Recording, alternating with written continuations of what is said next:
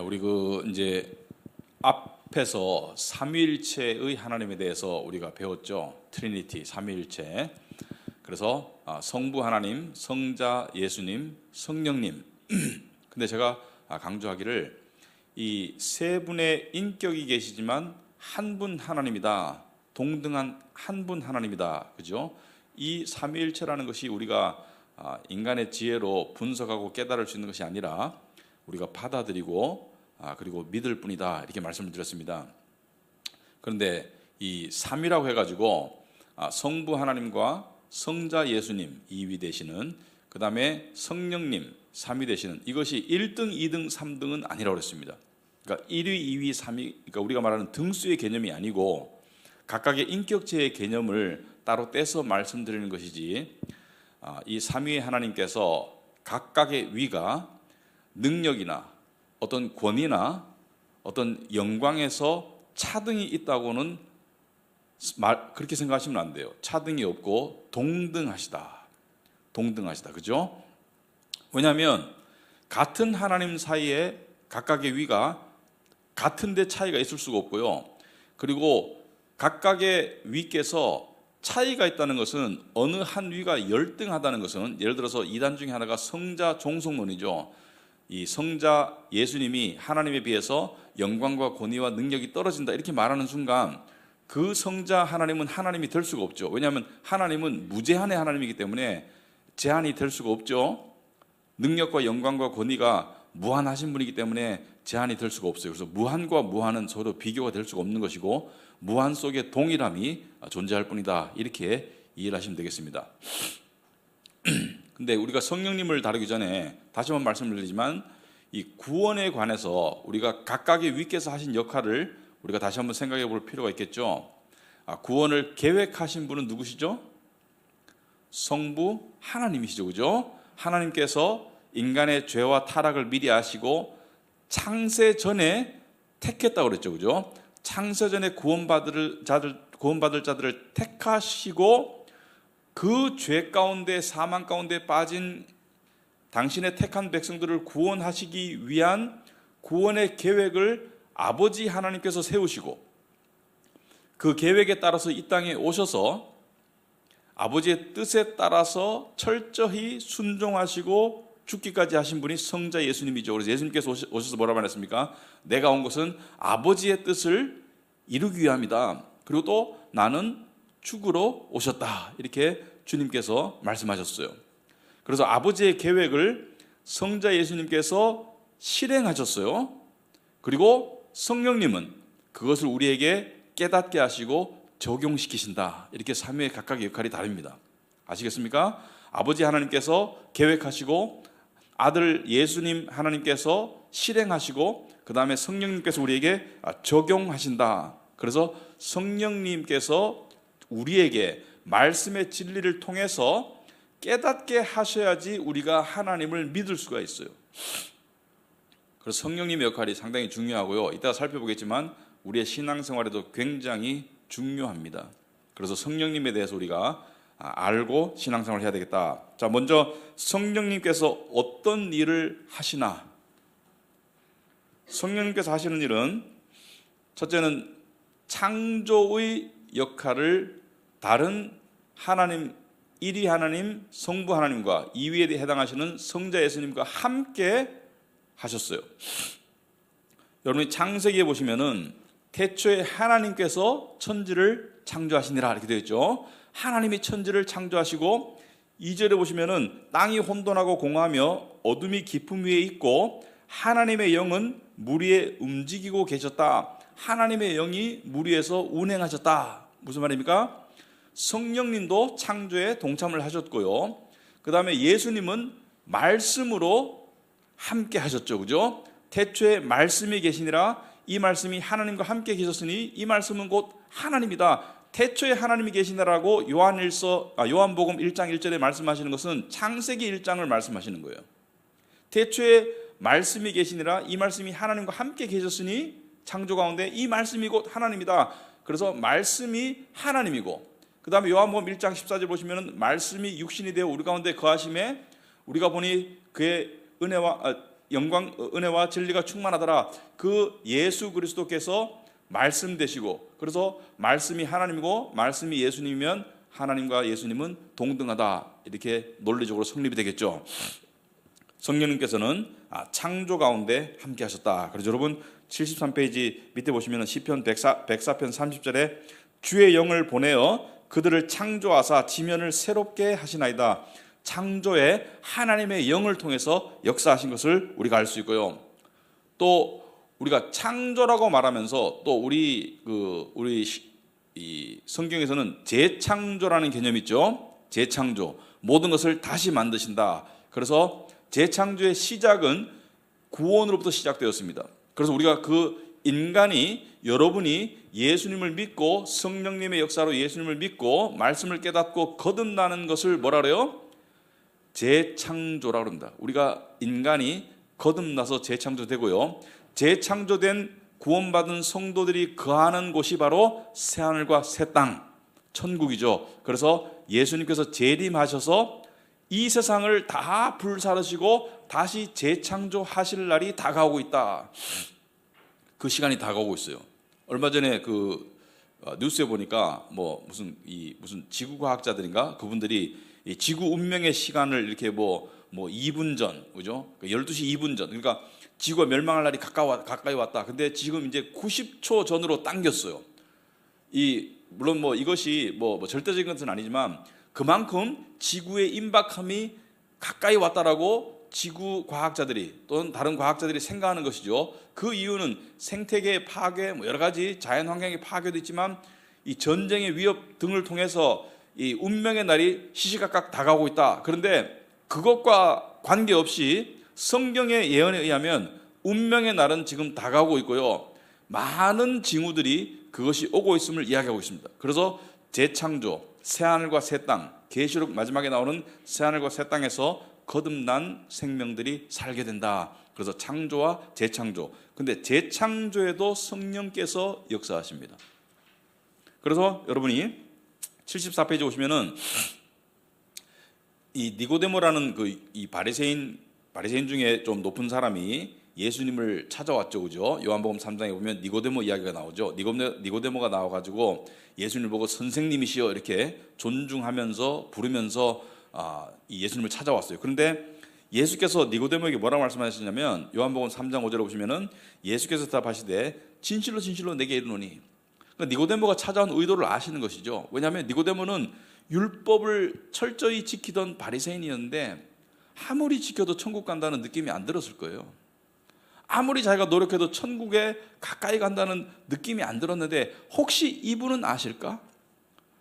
혹시 아직까지 메시아라는 것은 모르는 상태에서 혹시 이 예수님은 그 길을 아실까? 그 마음을 간파하신 예수님께서 니고데모에게 뭐라고 말씀하십니까? 진실로 진실로 내게 이르노니 사람이 물과 성령으로 나지 않으면 하나님 나라에 들어갈 수 없느니라. 너 천국 가고 싶지? 천국 가려고 그렇게 열심히 노력해서 점수 따고 있는데 안 되지. 율법을 지켜보니까 안 되지. 정말로 네가 천국 가고 싶으면, 하나님 나라에 가고 싶으면 물과 성령으로 거듭나야 돼. 니고데모가 뭐라 그래요? 엄마 뱃속에 다시 들어갔다 다시 태어나야 됩니까? 이렇게 좀 논리적으로 물었죠. 예수님께서 뭐라 말씀하셨습니까? 육으로 난 것은 육이요 영으로 난 것은 영이니 내가 내게 거듭나야 하겠다는 말을 놀랍게 여기지 말라. 네가 육으로 태어났듯이 영으로도 거듭나야 돼. 거듭나야지 하나님 나라에 들어갈 수가 있어. 그래서 재창조에 뭐가 들어갑니까? 물과 성령으로, 영으로 거듭나야 돼. 성령께서 거듭나게 해주셔야 돼. 이따가 성령께서 거듭나게 해주신 증거들을 살펴볼 텐데, 일단 성령으로 거듭나야 되는데 여기서 사람이 물과 성령으로 나지 아니하면, 이렇게 말했을 때 성령으로 거듭난다는 것은 성령의 역사를 통해서 말씀을 깨닫고 예수님이 메시아라는 것을, 예수님이 십자가에서 내 죄를 대신해서 죽으신 구주라는 것을 깨닫는 것인데, 물로 거듭난다는 것은 무슨 뜻인가? 물과 성령으로 거듭나라는데 물로 거듭난다는 것은 무슨 뜻인가? 무슨 뜻인 것 같습니까? 어떤 분들은 세례를 말한다. 세례받고 성령 세례받고 거듭나는 것이다. 그런데 이론적으로 어떤 사람이 예수님을 믿게 되었어요. 성령과 말씀의 역사로 예수님을 믿었는데 공교롭게도 세례를 안 받았어요. 그러면 천국 못 가나? 천국 갑니다. 그러니까 결혼식을 안 했다고 동거 상태에 있으면 결혼한 거죠. 하나님 보시기에. 근데 결혼식은 중요하죠. 많은 증인들 앞에서 우리가 부부가 된다는 것을 선언하는 아주 중요한 의식이지만 결혼식을 안 하더라도 혼인신고하면 결혼한 거예요. 그럼 여기서 물로 거듭난다는 게 뭐냐? 또 어떤 분들은 우리가 육신으로 태어날 때 이 아기 낳아 보신 분들은 아시겠지만 또 아버지들도 알 수 있겠지만 양수가 터지죠, 그죠? 양수가 터지면서 태어나기 때문에 이것은 육신의 태어남을 말한다. 근데 여기 보면 문맥상으로 봤을 때 물과 성령으로 거듭나라 그랬지, 물로 태어난 뒤에 성령으로 다시 태어난다 이렇게 말하지 않고 물과 성령으로 거듭난다, 동시에 일어나는 일을 이야기하고 있어요. 그래서 물로 거듭난다는 건 뭘 말하느냐? 여기에 관한 해답은 에스겔서를 보면 알 수가 있습니다. 여러분 성경을 한번 펴보실까요? 에스겔서 36장. 저는 세 번역으로 읽을 텐데 여러분이 뭐 세 번역 개역 개정 다 좋습니다. 에스겔서 36장을 한번 펴보시기 바랍니다.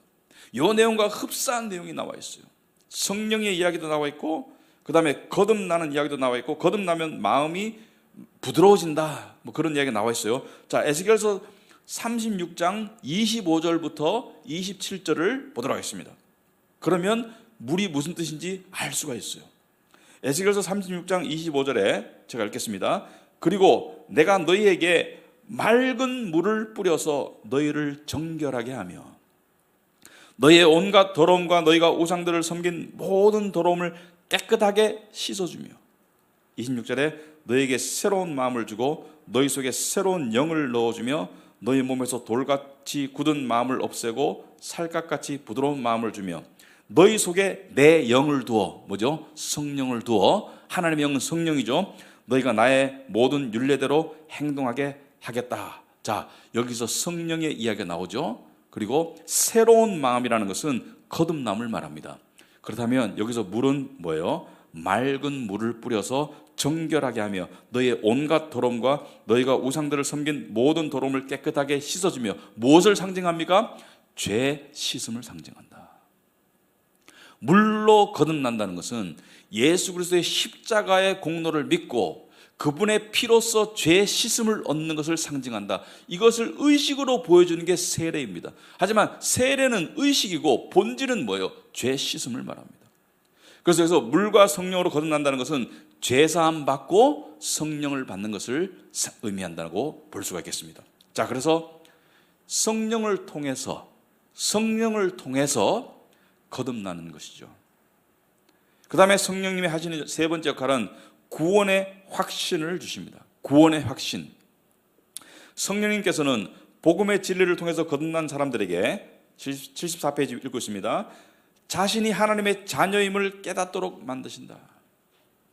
여러분, 거듭난 사람은 내가 하나님의 자녀라는 것을 마음으로 깨닫게 되어 있습니다. 그래서 기도 가운데 뭐가 나와요? 아버지 하나님, 아버지요. 이 고백이 나오는 것은 성령께서 우리 안에서 우리가 하나님의 자녀로 거듭났음을 알려주시기 때문에 나올 수 있는 고백의 반응이지 우리 스스로 만들어낼 수 있는 게 아니에요. 로마서 8장 14절에 보시면은 무릇 하나님의 영으로 인도함을 받는 사람은 곧 하나님의 아들이라. 하나님의 영은 뭐예요? 성령을 말하죠. 너희는 다시 무서워하는 종의 영을 받지 아니하고 양자의 영을 받았으므로 우리가 아빠 아버지라고 부르짖느니라. 아빠는 하나님에 대한 애칭입니다. 우리가 하나님을 아빠라고 불러도 되느냐? 네. 하나님께 어류강 불러도 되느냐? 네. 하나님께 무례하지 않으면 얼마든지 친밀하게 다가갈 수 있어요. 거룩하신 하나님께, 높으신 하나님께 다가갈 수 있어요. 왜? 우리가 자녀이기 때문에. 그래서 성령이 로마서 8장 16절에 친히 우리의 영과 더불어 우리가 하나님의 자녀인 것을 증언하신다.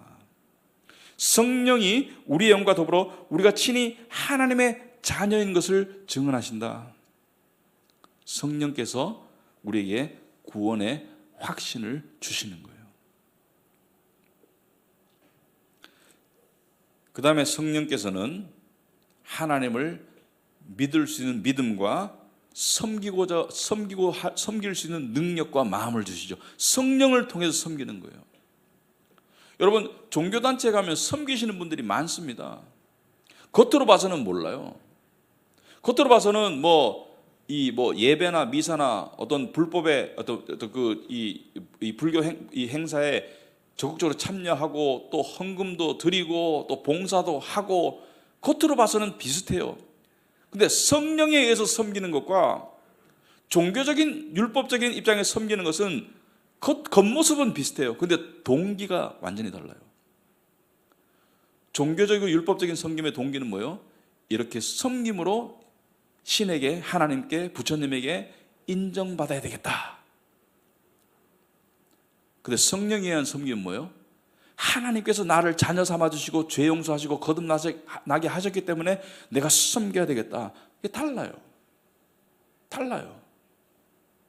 전자는 두려움과 의무감에 섬기지만 후자는 희생과 순종으로 섬기는 게 달라요. 그 다음에 또 성령께서 하시는 일이 뭐예요?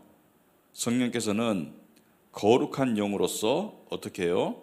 우리 개개인과 교회 공동체를 깨끗하게 만들어 가신다. 이것을 우리가 성화라고 합니다. 성화. 우리를 성화시켜 나가신다. 우리를 정결케 하신다. 자, 성화는 하루아침에 일어나는 일은 아닙니다. 평생을 통해서 일어나는 일입니다.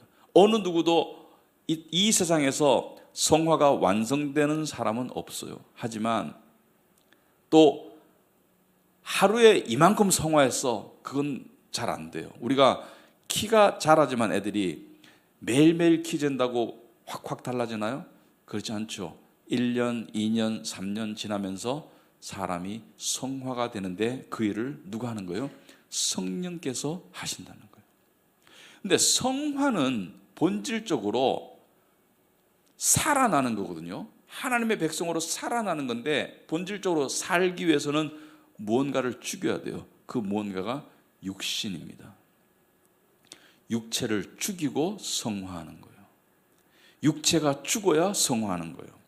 그래서 로마서 8장 11절 보시면은 예수를 죽은 자 가운데서 살리신 이의 영이, 성령을 말하죠, 너희 안에 거하시면 그리스도 예수를 죽은 자 가운데서 살리신 이가 너희 안에 거하시는 그의 영으로 말미암아 너희 죽을 몸도 살리시리라. 그러므로 형제들아 우리가 빚진 자로 돼 육신에게 져서 육신대로 살 것이 아니니라.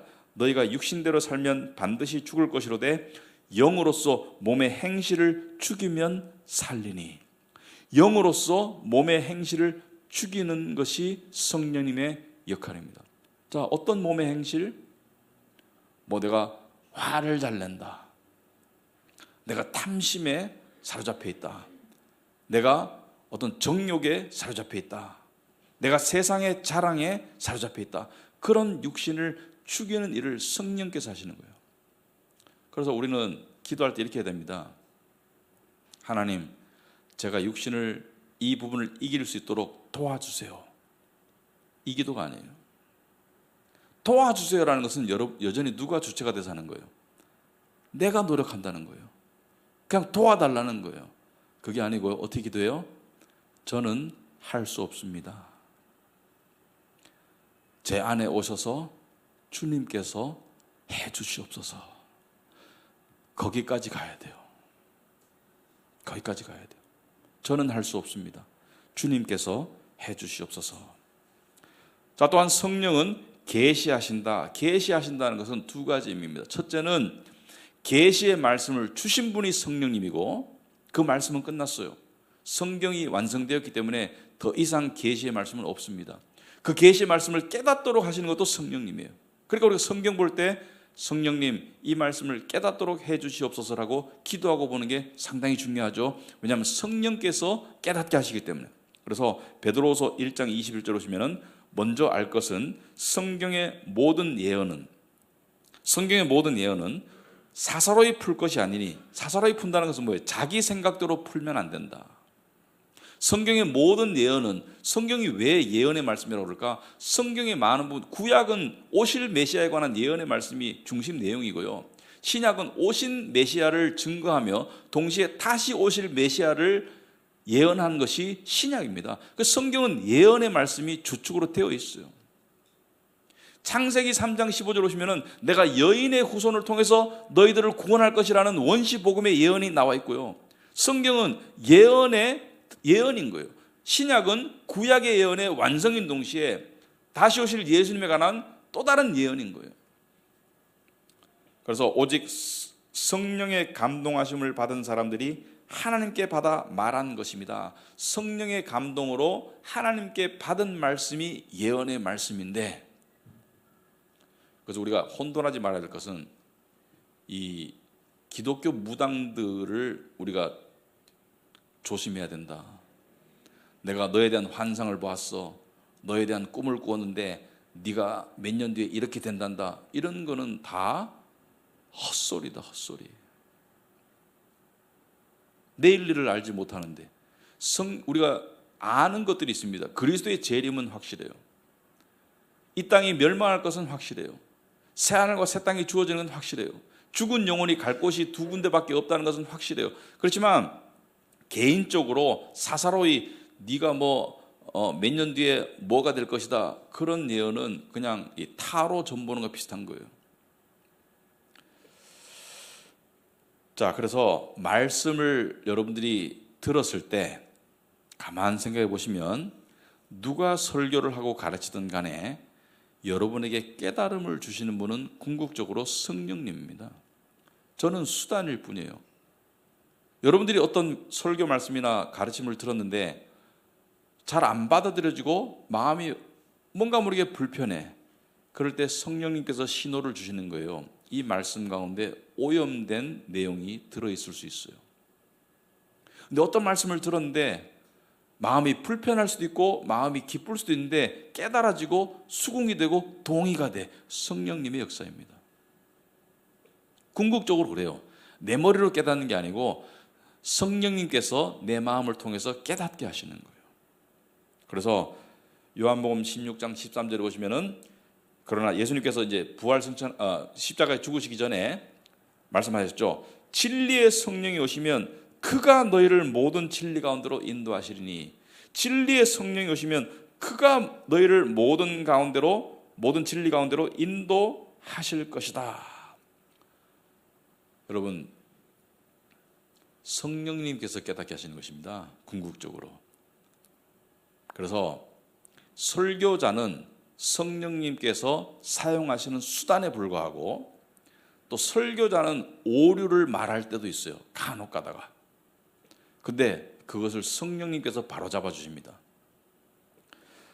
자, 또한 성령님께서는 믿는 자들의 삶을 인도하시죠. 근데 인도하는 가장 핵심적인 수단이 말씀과 기도입니다. 그리고 덧붙여서 상황. 말씀과 기도와 상황. 근데 상황만을 가지고 인도하지는 않으세요. 말씀과 기도가 있는 상태에서 상황을 보여주시지, 말씀과 기도가 결여된 상태에서 상황만을 통해서 깨달을 수는 없어요. 그래서 말씀과 기도가 생활이 되고 있으면 상황을 통해서 인도됨이 느껴집니다. 최근에 제가 이제 우리 성도님들과 상담을 하는 가운데 어떤 성도님이 이렇게 이야기를 하시더라고요. 저한테 굉장히 힘든 상황이 발생했습니다. 근데 그 힘든 상황 속에서 말씀과 기도로 하나님께 더욱더 나아가다 보니까 이 상황을 통해서 주어지는 하나님의 뜻이 저에게 깨달아졌습니다. 그것은 뭐냐면은 그 상황을 통해서 하나님을 믿는 믿음으로 더욱더 나아오라는 하나님의 뜻이 깨달아졌습니다. 정말 아름다운 깨달음이죠. 어려운 상황을 통해서 말씀과 기도를 해보니까 그 말씀과 기도 속에서 하나님께서 뭐예요? 나를 더 의지하거라. 세상을 의지하지 말고 나를 더 의지하거라. 자, 성령님께서는 또 화평과 화합을 이루게 하십니다. 화평과 화합. 근데 조심해야 될 것은 진리 가운데. 여러분, 북한은 얼마나 화합하고 있는 것 같아요? 겉으로 보기에 엄청나게 화합하고 있잖아요. 그런데 진리 가운데 화합을 말하는 거예요. 그래서 성령님께서는 교회 안에서 화평과 화합을 이루도록 하시는데, 이 화평과 화합을 해치는 가장 대표적인 것이 두 가지가 있습니다. 첫째는 거짓 가르침. 거짓 가르침은 화평과 화합을 해치죠. 두 번째는 뭐예요? 험담, 비난. 우리 교회가 험담과 비난을 상당히 조심해야 돼요. 흠이 없는 사람이 어디 있습니까? 흠 잡으려고 들면 얼마든지요. A라는 사람을 놓고 흠 잡기 시작하면 흠 잡을 데 없는 사람이 없습니다. 근데 뭐요? 사랑은 모든 것을 참으며 모든 것을 믿으며 모든 것을 바라며 모든 것을 견디느니라. 그게 사랑이라고 그래요. 그래서 성령님께서는 에베소서 4장 2절 3절 보시면은 모든 겸손과 온유로 하고 오래 참음으로 사랑 가운데서 서로 용납하고 평안에 매는 줄로 성령이 하나 되게 하신 것을 힘써 지켜라. 성령이 하나 되게 하시는 것을 힘써 지키라는 거예요. 뭐예요? 첫째는 모든 겸손과 온유와 오래 참음과 사랑으로 이렇게 하라는 거예요. 용납하라는 거예요. 자, 용납이 안 되는 게 있습니다. 거짓 가르치면 용납이 안 돼요. 그렇지만 저 사람 성격이 이상해, 저 사람 이런 부분이 이상해, 참아주고 사랑 가운데서 용납하고 평안에 매는 줄로 하나가 되는 것이 교회가 나아갈 길이다. 그래서 하나님은 하나됨을 기뻐하시지 분열을 기뻐하지 않습니다. 뒤에서 이렇게 험담하고 가십하고 이거 성령님이 기뻐하시는 게 아니에요. 그 다음에 큰 주제를 하나 우리가 다뤄야 되는데 이 재미있을 수 있어요. 성령께서 믿는 자들 가운데 함께 하신다는데 그것은 언제 어떻게 일어났으며 그 다음에 또 성령께서 내 안에 계시는 것을 내가 어떻게 알 수 있나, 이것을 우리가 살펴볼 거예요. 이 두 가지를.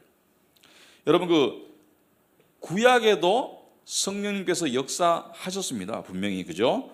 구약에도 성령님께서 역사하셨어요.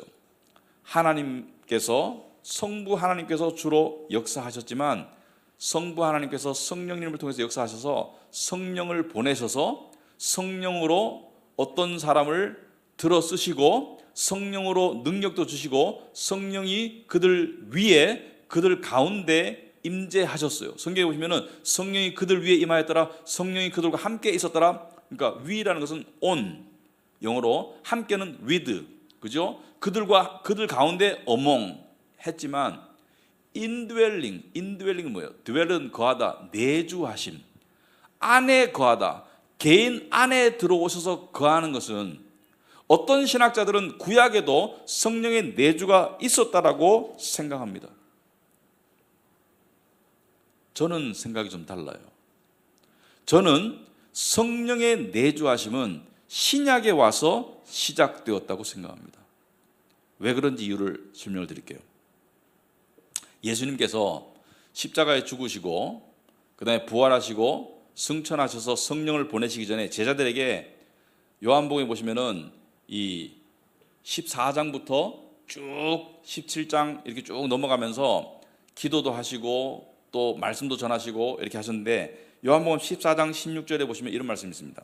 여러분 76페이지 밑에 보시면은 우리 같이 한번 읽어볼까요? 내가 아버지께 구하겠으니 그가 또 다른 보혜사를 너희에게 주사 영원토록 너희와 함께 있게 하리니 그는 진리의 영이라. 세상은 능히 그를 받지 못하나니 이는 그를 보지도 못하고 알지도 못함이라.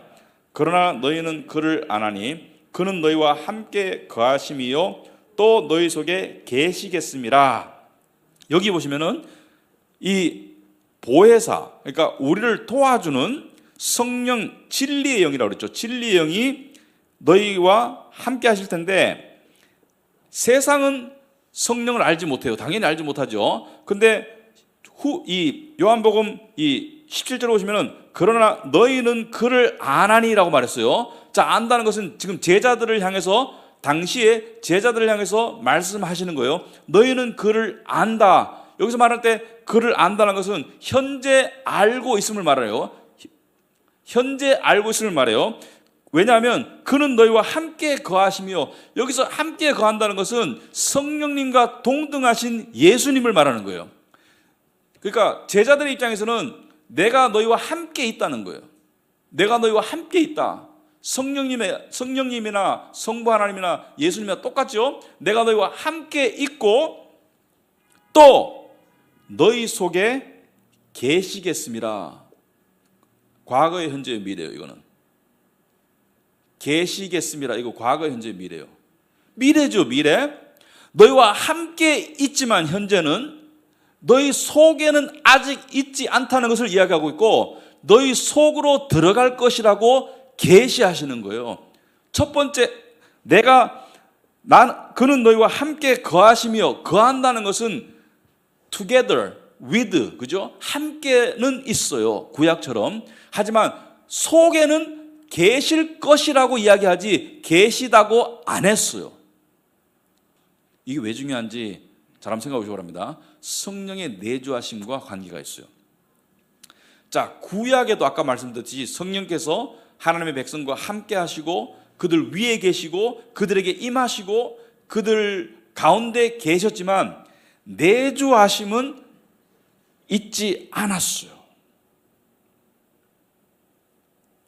그런데 내주하실 것을 예수님께서 지금 말씀하셨고 구약의 마지막 부분에 나오는 요엘서에 보면 성령의 내주에 관한 예언이 나옵니다. 요엘서 2장 28절에 보시면은 여러분 77페이지 중간에 보시면은 그 후에 내가 내 영을 만민에게 부어 주리니, 여기서 만민이라는 것은 세상 모든 사람을 말하는 게 아니고 세상의 여러 민족들을 말하는 거예요. 만민에게 부어 주리니 너희 자녀들이 장래를 말할 것이며 너희 늙은이는 꿈을 꾸며 너희 젊은이는 이상을 볼 것이며 내가 내 영을 만민에게 부어 준다는 것이 저는 오순절 성령 강림에 관한 예언이라고 봅니다.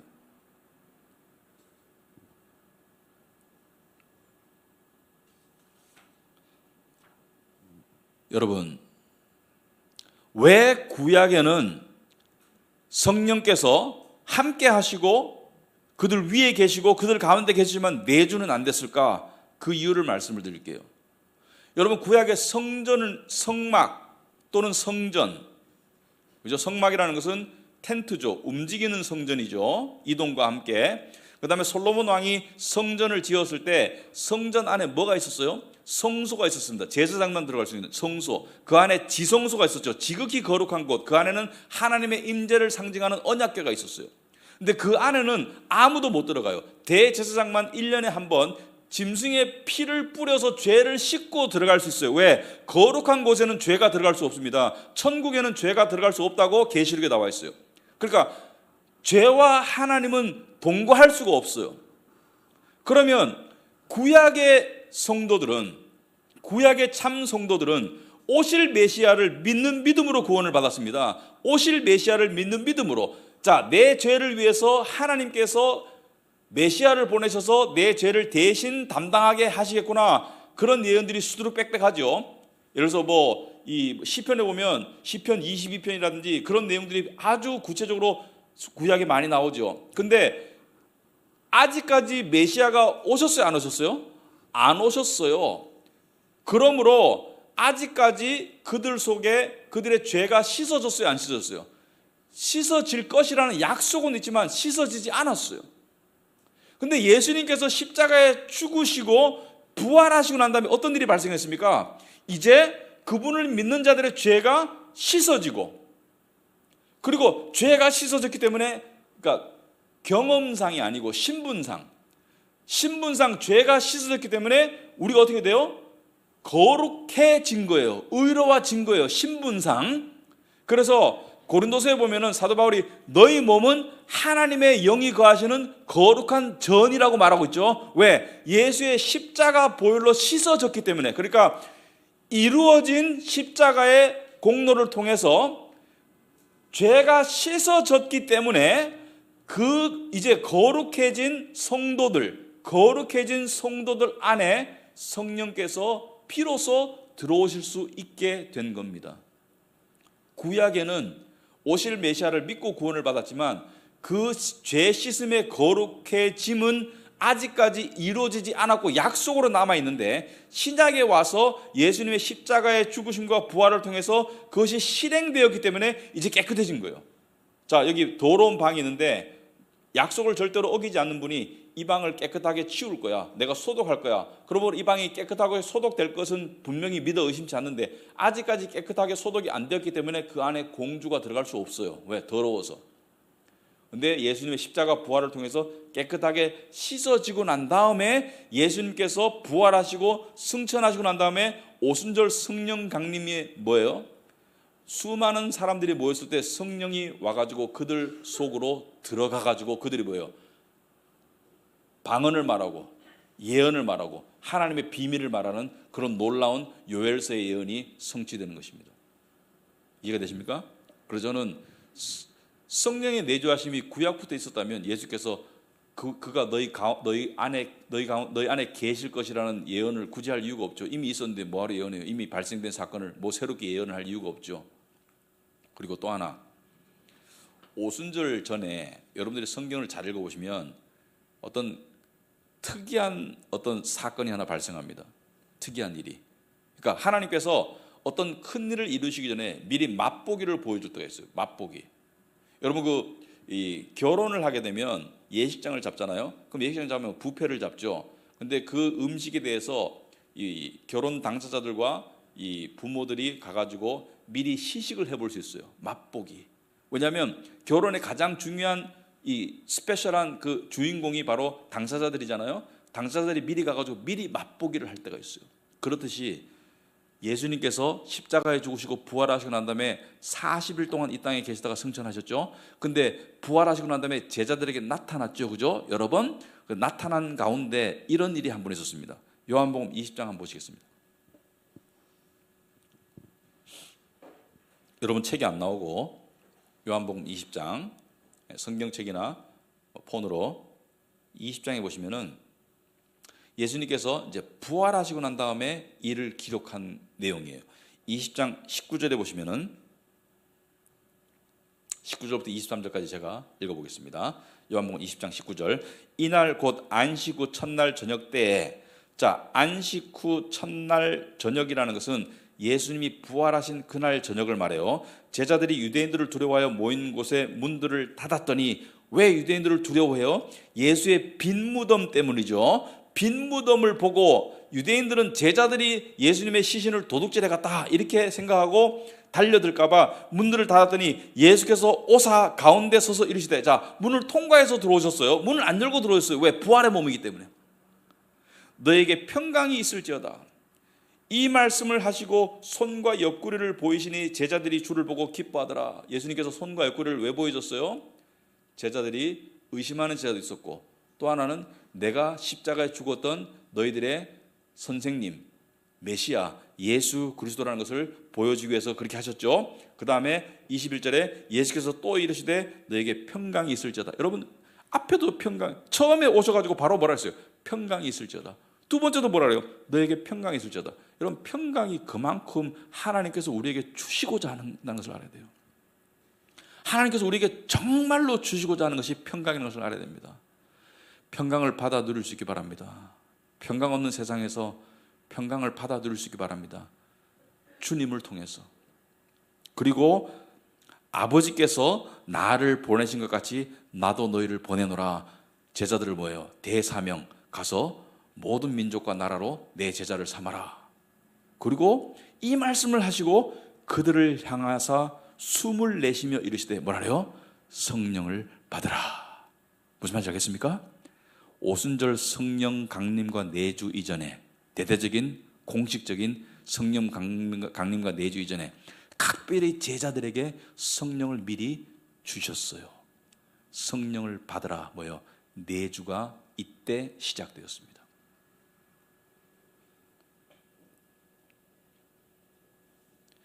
그러면 내 안에 성령이 있는 줄 어떻게 아느냐? 어떤 사람은 그래요. 성령의 증거는 방언이다. 들어보셨죠? 근데 제가 솔직히 말씀드릴게요.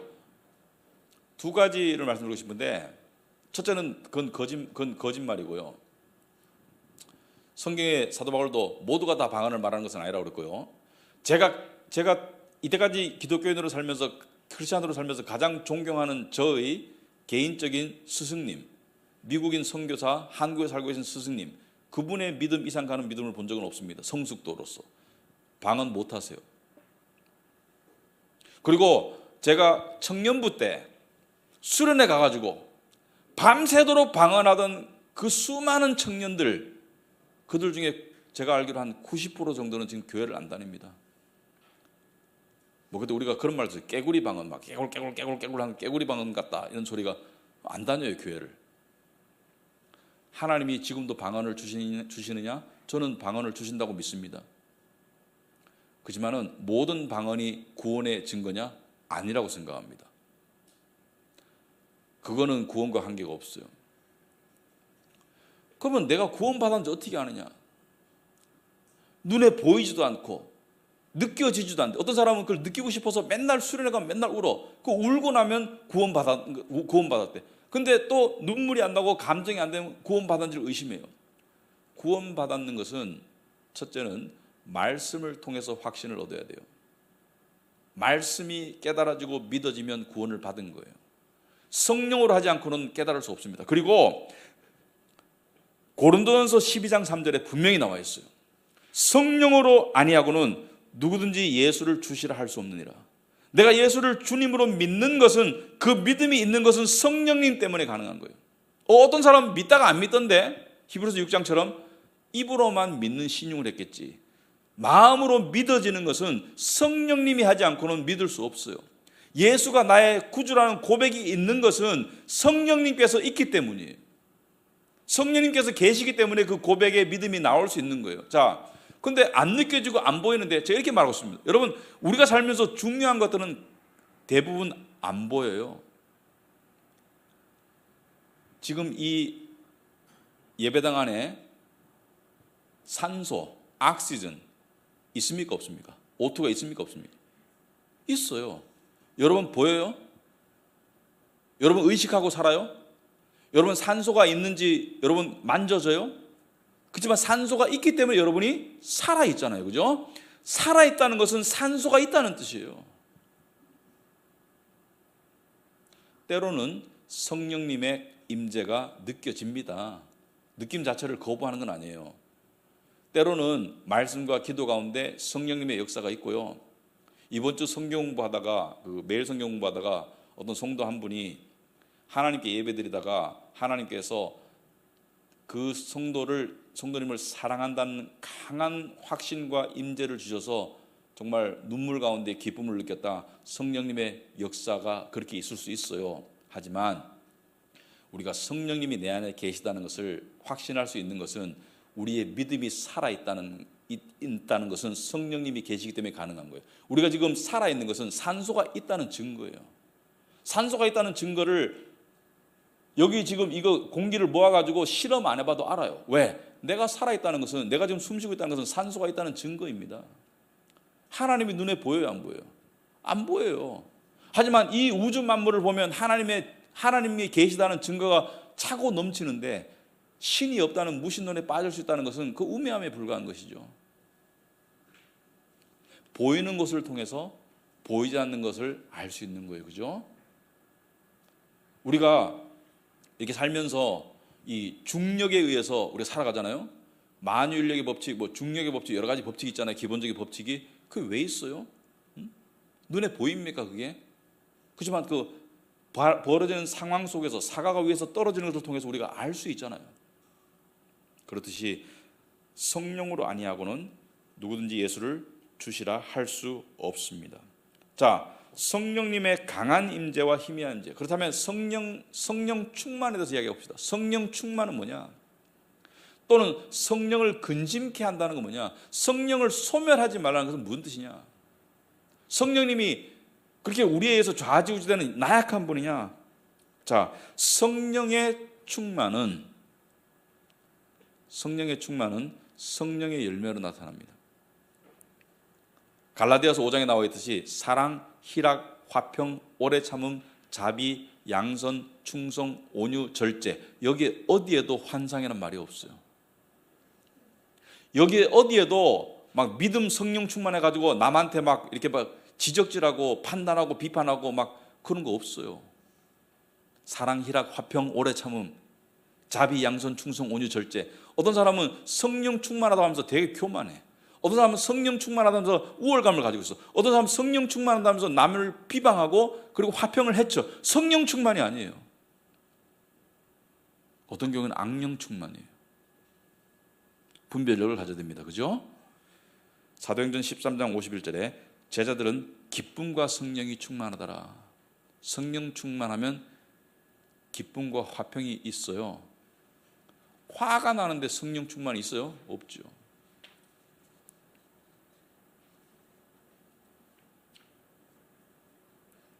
나는 그냥 삶이 무기력하고 메말라. 성령 충만을 받아야 돼요.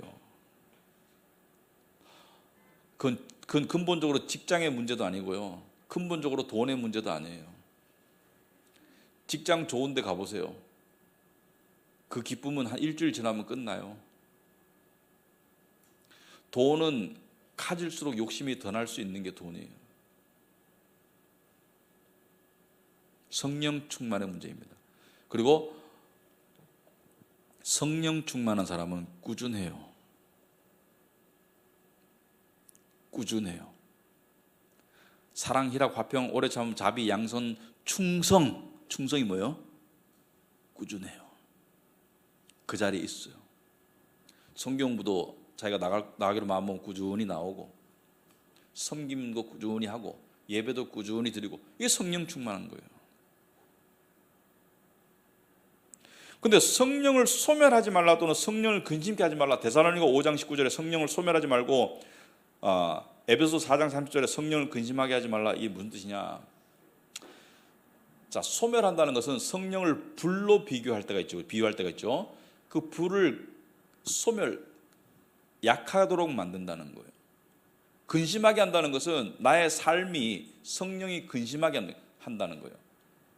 이거는 성령님이 약해서가 아닙니다. 성령님이 우리에서 좌지우지되는 약한 분이라서 그런 게 아니라 성령님이 민감하셔서 그래요. 민감하셔서 그래요.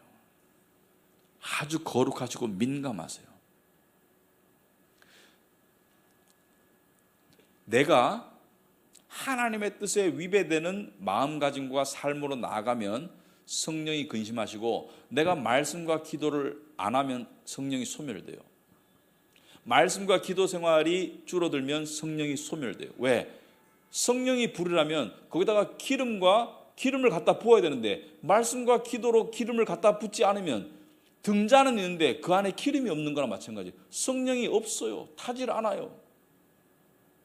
그래서 말씀과 기도를 통해서 성령의 불을 계속 유지를 해야 돼요. 오늘 말씀 보니까 성령이 안에 충만하고 화평과 기쁨이 있고 걱정이 사라지고 좋았어. 다음 날 그대로 유지될까? 여러분, 요즘 춥죠? 추운데 시골에 가면 군불 때잖아요, 그죠? 장작불을 떼니까 뜨끈뜨끈하고 좋았어. 그 다음 날 되면은 가만히 있으면 계속 뜨끈뜨끈할까? 아니죠. 장작을 또 집어넣어야 되죠. 또 집어넣어야 되죠. 그래서 계속 장작을 집어넣잖아요. 말씀과 기도를 통해서 성령이 소멸치 않도록 해야 되고, 성령을 근심케 한다는 건 뭐예요? 하나님의 뜻에 어긋나는 삶으로 나아가는 거. 근데 성령이 근심하시면 나도 근심할 수밖에 없어요. 왜냐? 여러분, 그 집에 정상적인 가정에서 가족이 막 우울해. 예를 들어서 남편이 되게 우울해. 근데 아내가 되게 기뻐. 이런 가족이 있어요? 없어요. 미국에 이런 말이 있습니다. When mama is not happy, everybody is unhappy. 엄마가 안 행복하면 모두가 불행하다. 엄마가 막 이 화가 나 있거나 엄마가 우울하거나 이러면 가족이 다 영향을 받죠, 그죠? 살아는 판이 되죠, 그죠? 무슨 말인지 알죠, 그죠? 가족의 친밀한 누군가의 마음 상태는 나에게 전달됩니다. 당연히 전달되죠. 그렇지 않습니까? 근데 성령께서 우리 안에 거하신다면, 내가 성령을 근심케 하면 성령이 근심하시면 나도 근심하게 되어 있습니다. 여러분이 화평하고 싶잖아요. 평강하고 싶잖아요. 성령님을 잘 모시세요.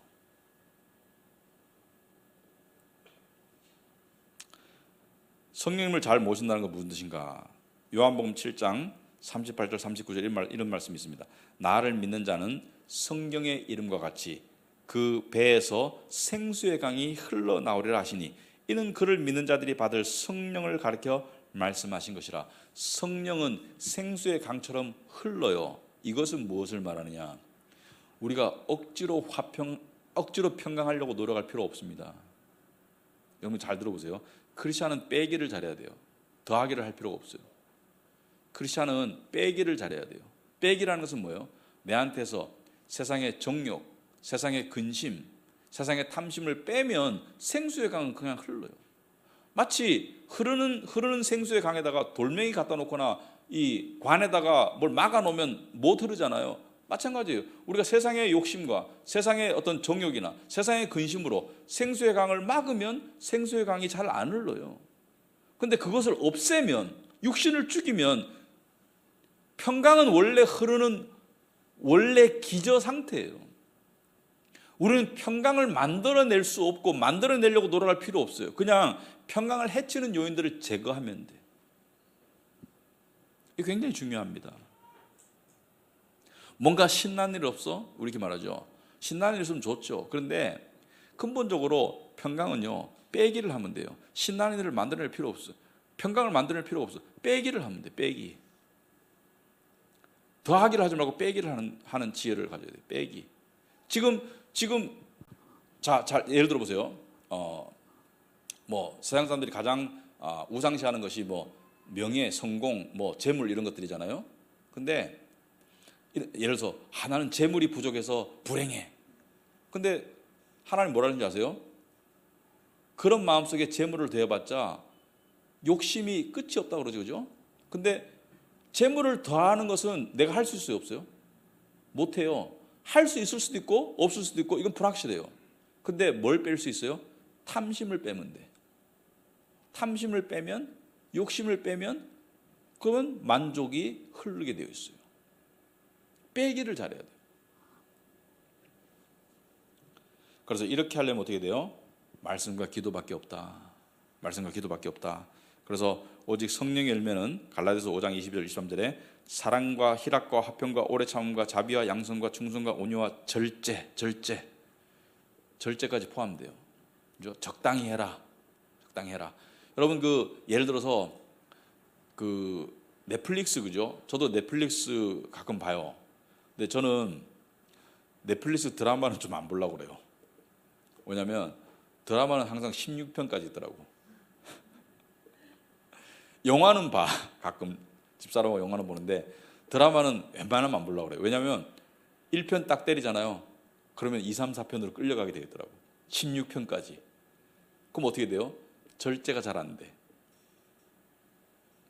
여기서 말하는 절제는 뭐예요?